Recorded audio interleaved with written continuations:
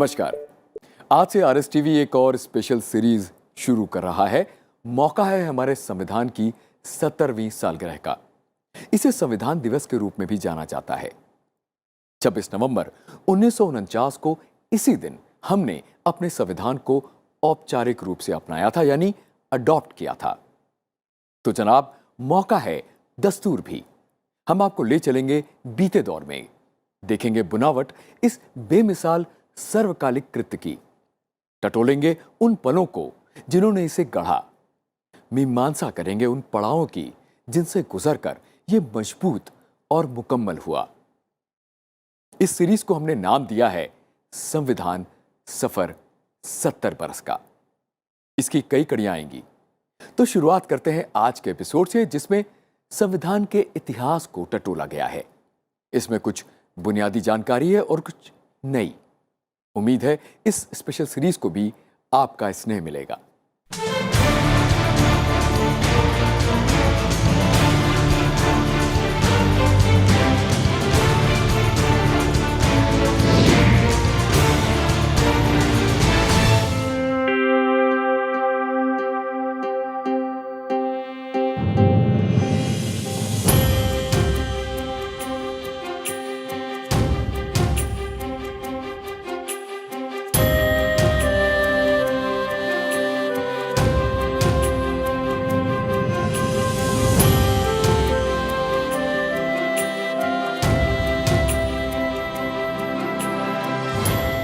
तो चलिए शुरू करते हैं ये कहानी कुछ बुनियादी सवालों और जवाबों से।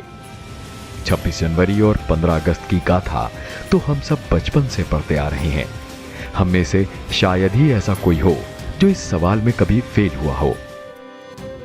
तो सोचा लगे हाथ 26 नवंबर की जानकारी भी जनता से ली जाए। देखिए हमारी कैमरा टीम को क्या सुनने को मिला। 26 नवंबर उस दिन कॉन्स्टिट्यूशन नहीं मालूम है, अपना वो बन के तैयार हो गया था कॉन्स्टिट्यूशन। 26 नवंबर, ये तो मुझे भी नहीं पता 26 नवंबर मनाते हैं। 26 नवंबर के दिन हमारा जो संविधान था वो उसके रिगार्डिंग वो पास हुआ था कि ये आगे एप्लीकेबल होगा। मैं इन सब चीज़ों में इंटरेस्ट नहीं रखती हूँ।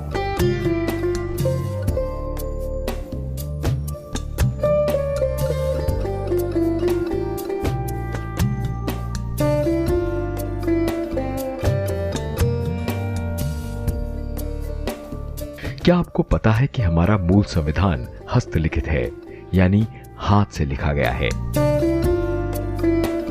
यह किसी भी देश का सबसे लंबा हस्तलिखित संविधान है। इसे प्रेम बिहारी नारायण रायजादा ने इटैलिक शैली में लिखा था। 1901 को दिल्ली में पैदा हुए रायजादा को पूरे संविधान को लिखने में लंबा समय लगा था, जिसे इन्होंने बगैर किसी गलती के पूरा किया था। रायजादा को जब संविधान लिखने के लिए चुना गया तो उन्होंने पूर्व प्रधानमंत्री जवाहरलाल नेहरू से साफ कहा था कि वो संविधान लिखने के लिए एक भी पैसा फीस के तौर पर नहीं लेंगे।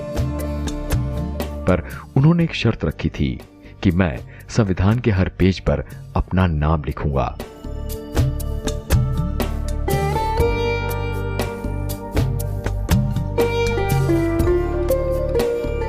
संविधान सारी अप्रूवल हो गई, संविधान पास हो गया। अब प्रति आई कि एक इसकी मूल प्रति बने, एक ऐसी मैन्युस्क्रिप्ट जो हमारे देश की एक आत्मा बन जाए और वो हॉरोस्कोप हो। तो वो संविधान हाथ से लिखने के लिए श्री प्रेम बिहारी नारायण रायजादा जी को लिखा गया था, जो जमाने के बेस्ट कैलीग्राफर थे। हाथ से उनकी बेस्ट हैंडराइटिंग थी। फिलहाल रायजादा की ये इच्छा मान ली गई और इस काम में उन्होंने 250 से ज्यादा पेन होल्डरों की निब का इस्तेमाल किया था। प्रेम बिहारी नारायण रायजादा जी को यहाँ रूम नंबर 204 भारत सरकार द्वारा दिया गया। यहाँ बैठ के उन्होंने लिखा। पहले 2 महीने का समय दिया था कि शायद 2 महीने में पूरा हो जाए, लेकिन इतना लंबा काम था, एक एक को होल्डर और निब से लिखना था। तो यहाँ पे 204 नंबर कमरे में मैं आपको दिखाता हूँ। ये देखिए, ये पत्र है जो राष्ट्रपति भवन से प्रेम बिहारी नारायण रायजादा जी को दिया गया। वो इसी एड्रेस पे आया था, 204 कॉन्स्टिट्यूशन हाउस। ये उस समय इस जगह का पता हुआ करता हाँ था। जी। और इसमें बात थी कि जब रायजादा जी ने ये पूरा लिख लिया तो उनसे कहा गया कि लोकसभा अध्यक्ष हमारे प्रथम हैं, इनको समर्पित कर रहे हैं, इनके हाथ में दे दें।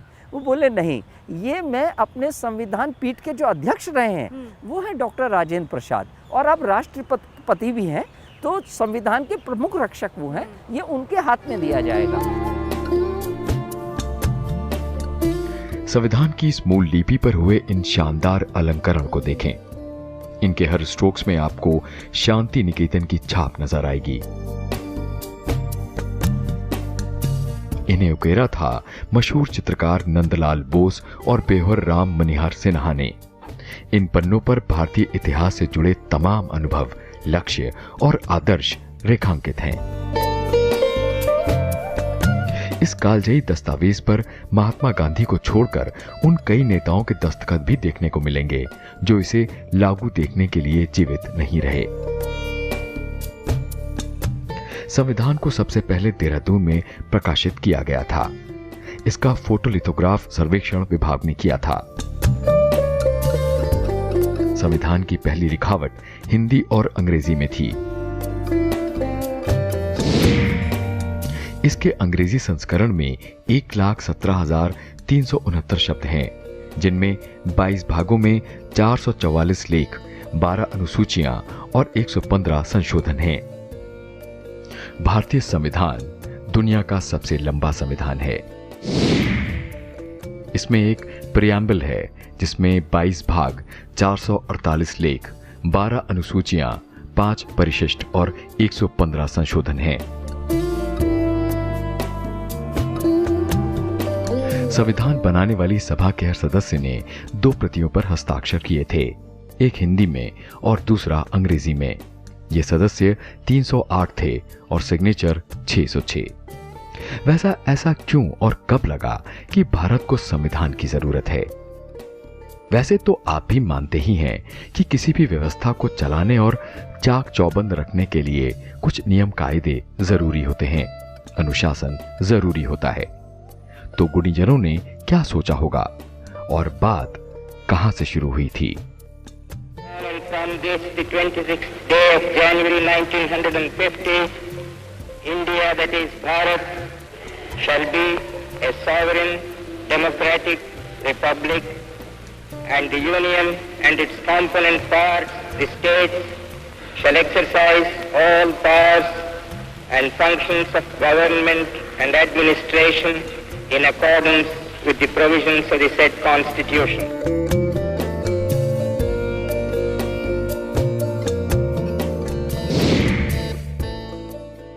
19वीं शताब्दी के अंत में गुलामी का दंश सह रहे भारतीयों ने ब्रिटिश सरकार का हिस्सा बनने की मांग की थी, जिससे अत्याचार और उत्पीड़न का अंत किया जा सके। इसके लिए उचित माहौल बन सके, इसलिए पहले विश्व युद्ध में भारत ने ब्रिटेन का समर्थन किया था।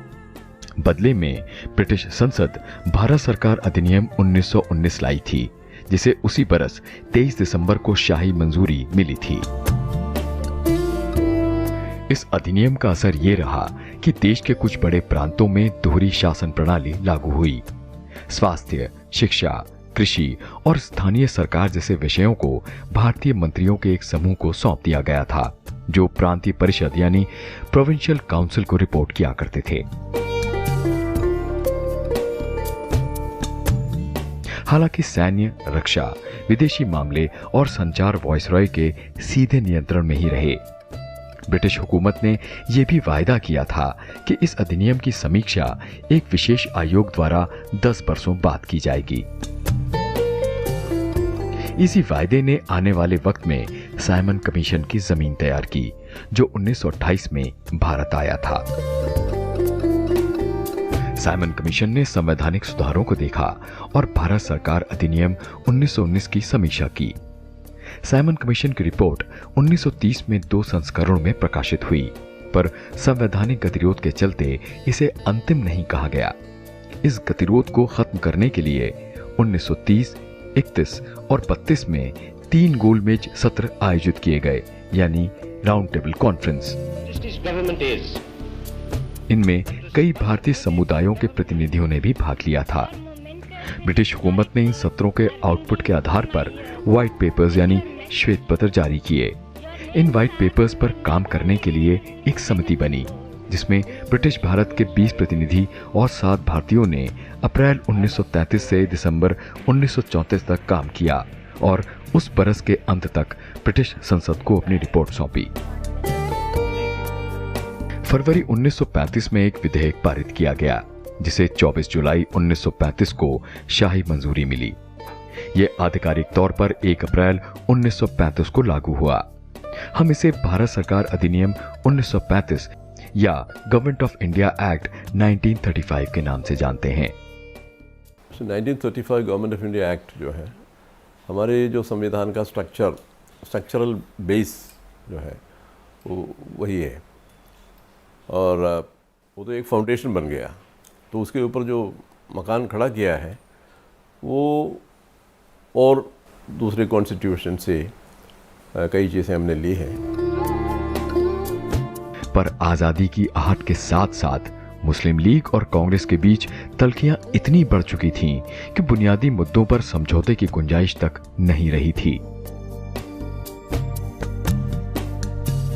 वैसे 1928 में मोतीलाल नेहरू और 8 कांग्रेसी नेताओं ने एक संविधान का मसौदा तैयार किया था। 1931 में भारतीय राष्ट्रीय कांग्रेस के कराची अधिवेशन में यह तय हुआ था कि स्वतंत्र भारत का संविधान कैसा दिखना चाहिए। ये दोनों दस्तावेज यूनिवर्सल अडल्ट फ्रैंचाइज, स्वतंत्रता और समानता के साथ साथ अल्पसंख्यकों के अधिकारों की रक्षा के लिए प्रतिबद्ध थे। डॉक्टर तेज बहादुर सप्रू ने भी दूसरे विश्व युद्ध के दौरान 1945 में सभी पार्टियों की सहमति से संविधान का एक प्रारूप तैयार भी कर लिया था। पर तब तक भारत छोड़ो आंदोलन और आजाद हिंद फौज की निर्भीकता ने अंग्रेजों का भारत पर अनंत काल तक राज करने का सपना चूर चूर कर दिया था। उन्हीं दिनों इंग्लैंड में विंस्टन चर्चिल की भी चुनाव में हार हो गई थी। नए प्रधानमंत्री क्लेमेंट एटली ने सिद्धांततः भारत को आजाद करने की बात मान ली थी। इतिहासकार एक और तथ्य साझा करते हैं। ब्रिटिश भारत में 1937 में प्रांतीय विधानसभाओं और मंत्रालयों के चुनाव हुए थे। हालांकि ये पूरी तरह से लोकतांत्रिक सरकारें नहीं थीं, लेकिन विधायी संस्थानों के कामकाज में ये भारतीयों को खासा अनुभव दे गईं।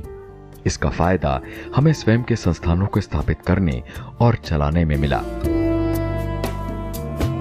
यही वजह रही कि भारतीय संविधान ने भारत सरकार अधिनियम 1935 जैसे औपनिवेशिक कानूनों से भी काफी कुछ लिया।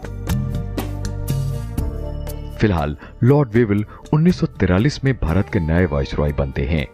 जून 1945 में वो संवैधानिक गतिरोध को तोड़ने के लिए प्रस्तावों की घोषणा करते हैं।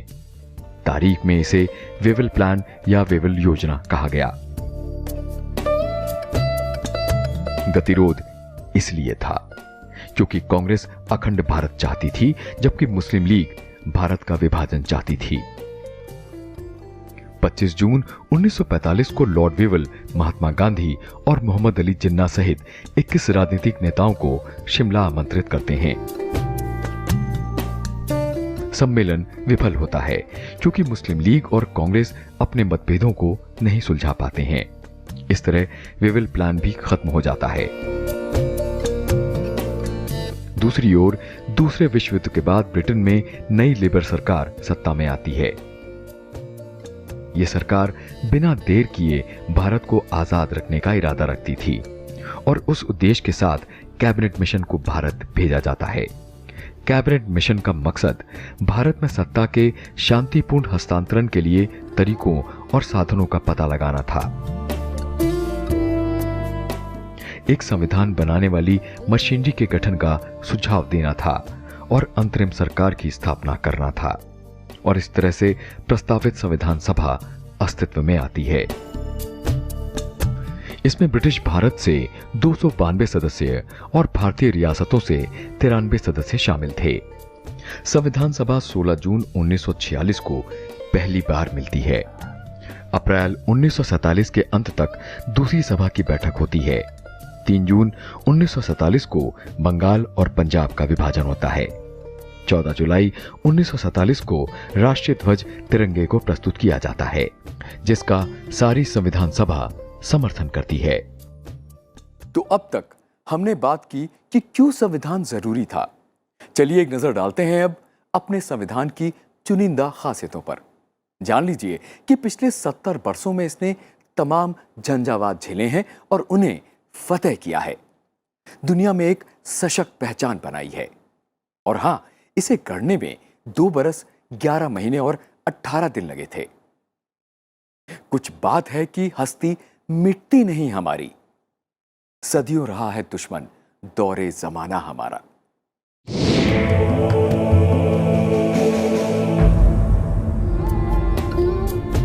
दुनिया के अधिकांश संविधान लिखे गए हैं।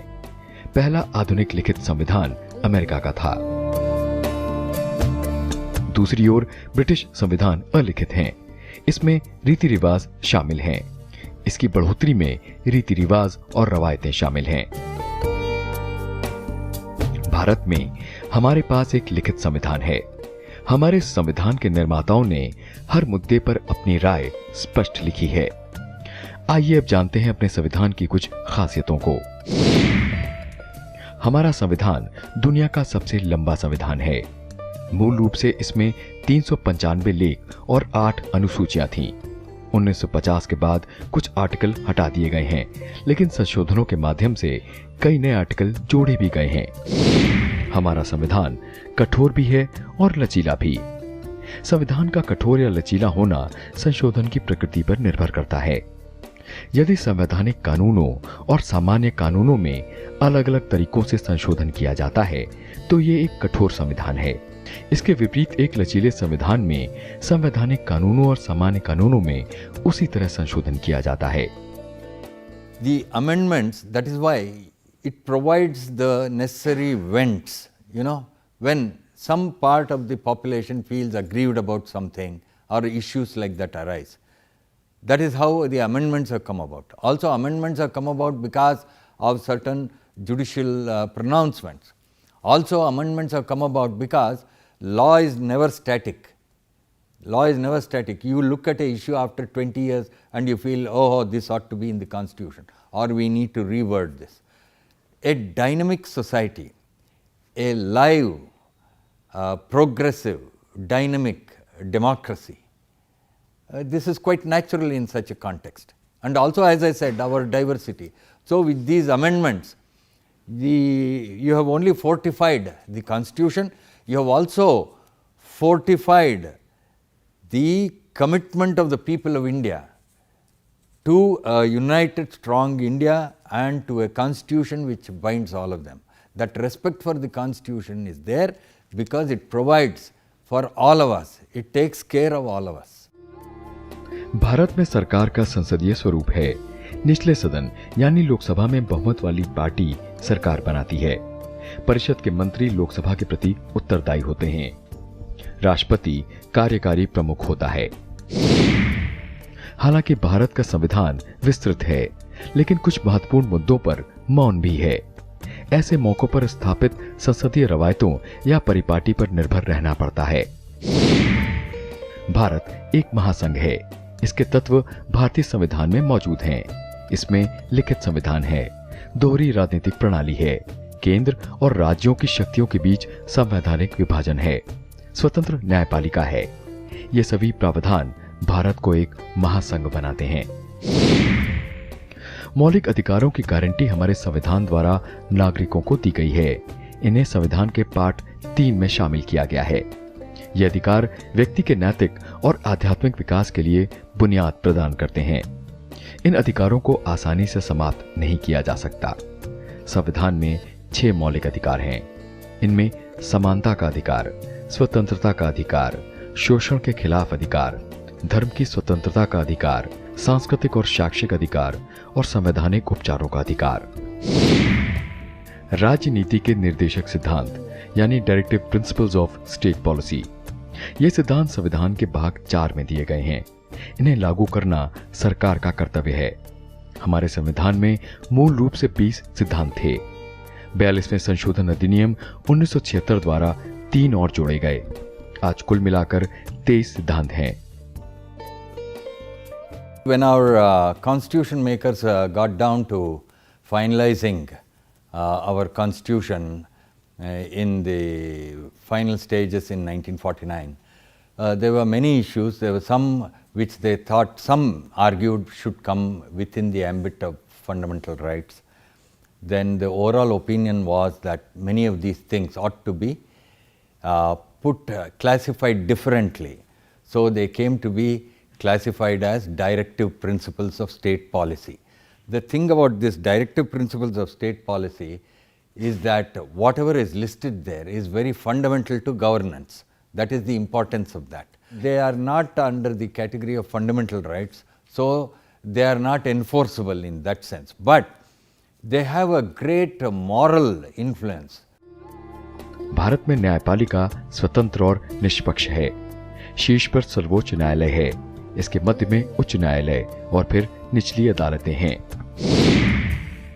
भारत के संविधान का अनुच्छेद 326 सार्वभौमिक वयस्क मताधिकार प्रदान करता है, यानी यूनिवर्सल अडल्ट फ्रैंचाइज। मतदान की आयु अब 18 बरस हो गई है, पहले ये 21 बरस थी। ये खासियत भारतीय लोकतंत्र के सबसे क्रांतिकारी पहलुओं में से एक है। भारत एक धर्मनिरपेक्ष देश है। 42वें संशोधन अधिनियम ने प्रस्तावना में धर्मनिरपेक्ष शब्द को संविधान में शामिल किया, लेकिन भारत स्वतंत्रता के बाद से ही धर्मनिरपेक्ष रहा है। भारत में कोई राज्य धर्म नहीं है। हमारा संविधान न किसी भी धर्म का संरक्षण करता है और न ही किसी धर्म के साथ भेदभाव। भारत में केवल एक ही नागरिकता है। एक भारतीय केवल भारत का नागरिक है। एकल नागरिकता का मतलब राष्ट्रीय एकता और अखंडता है। मौलिक कर्तव्य यानी फंडामेंटल ड्यूटीज। संविधान के 42वें संशोधन अधिनियम 1976 के भाग 4 में 10 मौलिक कर्तव्यों को शामिल किया गया था, जिनमें संविधान का पालन करना, आदर्शों और संस्थाओं, राष्ट्रीय ध्वज और राष्ट्रगान का सम्मान करना, भारत की संप्रभुता, एकता और अखंडता को बनाए रखना और उसकी रक्षा करना, देश की रक्षा करना और राष्ट्रीय सेवाएं प्रदान करना, प्राकृतिक पर्यावरण की रक्षा और सुधार करना, सार्वजनिक संपत्ति की सुरक्षा करना और हिंसा को समाप्त करना। हमारा संविधान एक कल्याणकारी राज्य बनाने का लक्ष्य रखता है। यह उन महिलाओं, अनुसूचित जातियों और अनुसूचित जनजातियों की स्थितियों में सुधार की आवश्यकता को रेखांकित करता है जो लंबे समय से उपेक्षित रहे हैं। हमारे संविधान में लोकतांत्रिक मूल्यों पर जोर दिया गया है और इन मूल्यों को साकार करने के लिए कई लोकतांत्रिक संस्थानों की स्थापना भी की गई है। केंद्र, राज्य और स्थानीय स्वशासी निकाय लोकतांत्रिक सिद्धांतों का पालन करते हैं और ग्राम पंचायतों से संसद तक के सभी चुनाव लोकतांत्रिक तरीकों से होते हैं। हमारे संविधान का डायनामिक होना इसकी बड़ी ताकत रही है। मतलब ये कि ये समय के साथ बदलकर अपनी प्रासंगिकता बनाए रखता है। हालांकि संविधान में संशोधन एक कठिन मामला है। संशोधन या नए बिल को कानून का जामा पहनाने में आम सहमति की परंपरा रही है हमारे यहाँ। फिर भी भारत का संविधान दुनिया में सबसे अधिक संशोधित दस्तावेजों में से एक है। और हाँ, इसमें देश दुनिया के तमाम संविधानों की खूबियां समाहित हैं, जो हमारी संविधान सभा के सदस्यों की खुली सोच को प्रतिबिंबित करता है। यकीनन ऐसा करना एक अच्छा फैसला था। तो चलिए अब देखते हैं कि किस संविधान से हमने क्या लिया था। और आइए अब देखते हैं कि भारतीय संविधान के प्रमुख स्रोत क्या रहे हैं। पहला, भारत सरकार अधिनियम 1935 यानी गवर्नमेंट ऑफ इंडिया एक्ट 1935। इससे हमने संघीय योजना, आपातकालीन प्रावधान, लोक सेवा आयोग, राज्यपाल की संस्था और न्यायपालिका की अवधारणा ली। ब्रिटिश संविधान से हमने सरकार का संसदीय स्वरूप, विधायी अध्यक्ष की संस्था और उनकी भूमिका, विधि द्वारा स्थापित प्रक्रिया, कानून का सर्वोच्च होना, एकल नागरिकता का सिद्धांत। आयरिश संविधान से राजनीति के निर्देशक सिद्धांत यानी directive principle of state policy, राष्ट्रपति के चुनाव का तरीका, राज्यसभा सदस्यों की नामांकन प्रक्रिया। फ्रांसीसी संविधान से प्रेएम्बल में स्वतंत्रता, समानता और बंधुत्व के आदर्श। अमेरिकी संविधान से सरकार की संघीय संरचना, कानून के तहत समान सुरक्षा, मौलिक अधिकार, न्यायिक समीक्षा, इलेक्टोरल कॉलेज, स्वतंत्र न्यायपालिका, सरकार की 3 संस्थाओं में शक्तियों का बंटवारा, प्रियम्बल और सशस्त्र बलों के सुप्रीम कमांडर के रूप में राष्ट्रपति। पूर्व सोवियत संघ के संविधान से आर्टिकल 51A के तहत मौलिक कर्तव्य और विकास की निगरानी के लिए योजना आयोग की स्थापना। कनाडा के संविधान से एक मजबूत केंद्र के साथ संघीय प्रणाली, केंद्र और राज्य सरकारों के बीच शक्तियों का बंटवारा, रेसिड्यूअल पावर्स का केंद्र सरकार के पास होना। जर्मनी के संविधान से आपातकालीन शक्तियां केंद्र के पास होना और आपातकाल के दौरान मौलिक अधिकारों का निलंबन। दक्षिण अफ्रीका के संविधान से संशोधन की प्रक्रिया और राज्यसभा सदस्यों का चुनाव। ऑस्ट्रेलियाई संविधान से देश के भीतर और राज्यों के बीच व्यापार और वाणिज्य की स्वतंत्रता, संधियों को लागू करने के लिए कानून बनाने की शक्ति विधायिका के पास और समवर्ती सूची। और अंत में जापान के संविधान से हमने विधि द्वारा स्थापित प्रक्रिया ली।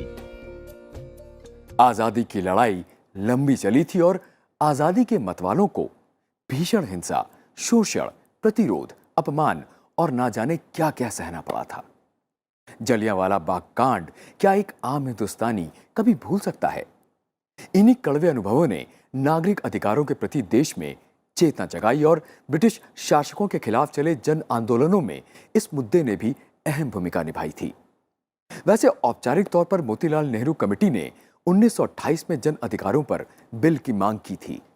फिर आजाद भारत में जब संविधान बनाने की कवायद चली तो स्वाभाविक था कि जन अधिकारों के समावेश और उनके संरक्षण पर सबकी सहमति थी।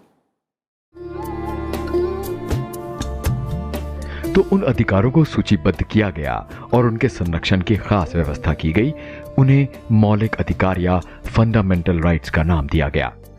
मौलिक अधिकारों को बचाने की शक्तियां और जिम्मेदारी न्यायपालिका को सौंपी गई। इसके तहत कार्यपालिका के साथ साथ उन विधायी कार्यों को न्यायपालिका द्वारा अवैध घोषित किया जा सकता है अगर ये मौलिक अधिकारों का उल्लंघन करते हैं या अनुचित तरीके से प्रतिबंधित करते हैं। ये मौलिक अधिकार संविधान के पार्ट 3 और आर्टिकल 12 से 35 तक में मौजूद हैं। इन अधिकारों में आर्टिकल 14 से 18 में समानता का अधिकार, आर्टिकल 19 में स्वतंत्रता का अधिकार, आर्टिकल 20 में अपराधों के लिए सजा के संबंध में संरक्षण, आर्टिकल 23 और 24 में शोषण के खिलाफ अधिकार, आर्टिकल 25 से 28 में धर्म की स्वतंत्रता का अधिकार, आर्टिकल 29 और 30 में अल्पसंख्यकों के सांस्कृतिक और शैक्षणिक अधिकार, आर्टिकल 32 से 35 में संवैधानिक उपचार का अधिकार। और चलते चलते देखते हैं कि कैसे मूल हस्तलिखित संविधान को सुरक्षित रखा जा रहा है।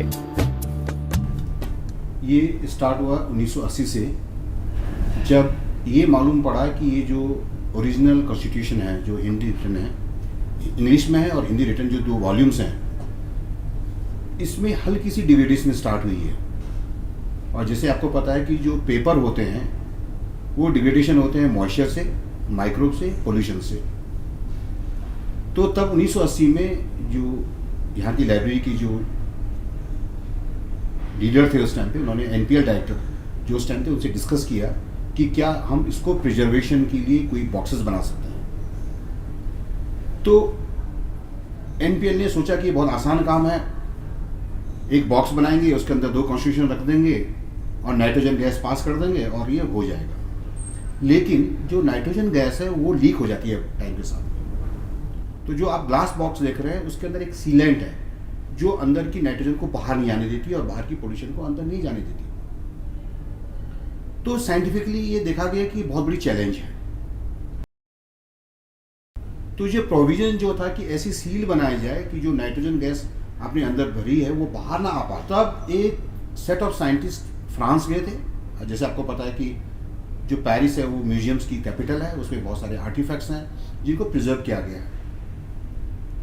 और जो ग्लास बनाने वाली कंपनी है सेंट गोबिन, उनके साइंटिस्ट से बात करी गई तो ये देखा गया है कि जो मेटल फ्रेम है और जो ग्लास है उसके बीच में जो सील है जो गैस को अंदर बाहर नहीं जाने देती, वो आसान नहीं है बनाना। तो तब फ्रांस के लोगों ने ये सजेस्ट किया है कि एनपीएल को गैटी जो अमेरिका की कंपनी है उससे डिस्कस करना चाहिए, क्योंकि उन्होंने जो मिस्र के जो ममीज हैं उनको प्रिजर्व किया हुआ है। तो देखने में एकदम ऐसे ही लगता है कि अंदर ममीज और बाहर से ग्लास बॉक्सेस हैं, लेकिन जो ममीज अगेन उसमें कोटिंग लगी है। तो ये प्रोविजन जो था कि ऐसी सील बनाई जाए कि जो नाइट्रोजन गैस अपने अंदर भरी है वो बाहर ना आ पाए, वो उनमें भी नहीं था जो ममीज के लिए जो बॉक्सेस बनाए गए। फिर एनपीएल इंडिया ने और गैटी अमेरिका ने एक एमओयू साइन किया जिसमें कि हमने 3 बॉक्सेस बनाने की कोशिश करी। तो दोनों तरह के साइंटिस्ट लोग मिले और जो सीलेंट था उसकी डिस्कवरी हुई। तो 3 बॉक्स बनाए गए। अनफॉर्चुनेटली एक उसमें काम नहीं आया, लेकिन 2 जो बॉक्सेस थे वो सही बन के आए और 2 बॉक्सेस को यहाँ पे रखा गया जो आप देख रहे हैं अभी। इन बॉक्सेस के अंदर हमने अपने कॉन्स्टिट्यूशन रखे, इसके अंदर नाइट्रोजन गैस भरी गई, अंदर प्रेशर और टेम्परेचर सेंसर रखा गया, सो दैट कि जो नाइट्रोजन है, आपको पता है कि नाइट्रोजन पेपर को सेफ रखती है, ऑक्सीजन नहीं है, माइक्रोवेव नहीं है, डस्ट पार्टिकल नहीं है। तो ये कॉन्स्टिट्यूशन हमारे लिए जिंदगी भर के लिए, जब तक ये बॉक्सेस सेफ रहेंगे तब तक कॉन्स्टिट्यूशन सेफ है।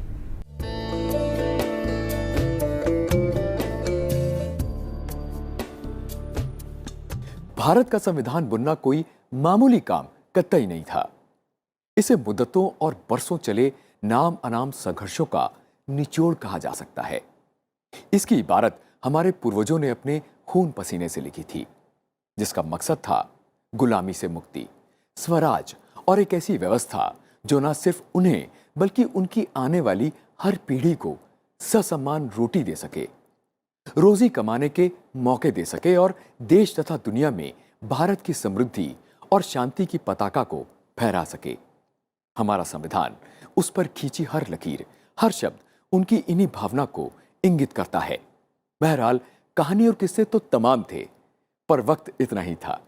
तो आज से जब भी देखिएगा अपने संविधान को, तो अपने पुरखों के संघर्ष और बलिदान को शिद्दत से महसूस करिएगा। जॉन मैक्सवेल एडवर्ड्स की ये लाइंस उनकी इन अमूर्त भावनाओं को बड़ी सुंदरता से इंगित करती हैं।